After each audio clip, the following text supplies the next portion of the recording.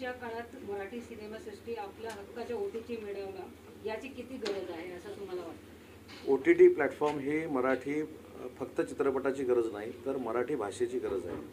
याचं कारण मी आपल्याला सांगतो की चित्रपट बघण्याची जी काही संस्कृती होती, पूर्वी आपण आठवड्यामधनं एकदा चित्रपट बघायचो. नंतर TV आल्यानंतर दिवसातनं एकदा चित्रपट बघायला लागलो आणि आता ॲडव्हान्स मोबाईल हातात आल्यानंतर आपण दिवसाला 1-1, 2-2 चित्रपट बघतो हेडफोन कानाला लावून.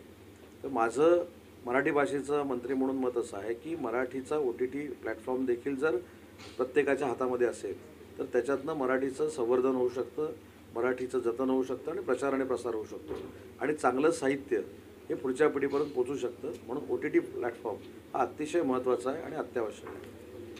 अभिजात मराठी या OTTच्या घोषणा झाली, या OTT कडून तुमच्या काय अपेक्षा आहेत? मी सांगितलं ना की मराठीचं जे साहित्य आहे, आता मराठीमधले जे साहित्यिक आहेत त्यांचं सगळं साहित्य ह्या OTT प्लॅटफॉर्मवर असलं पाहिजे.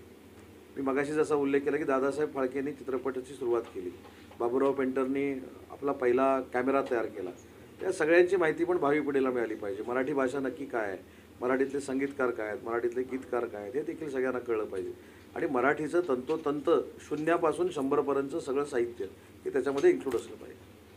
अभिजात मराठी या OTTच्या मराठी सिनेमांना आपल्या हक्काच्या व्यासपीठ मिळेल असं तुम्हाला वाटतं का?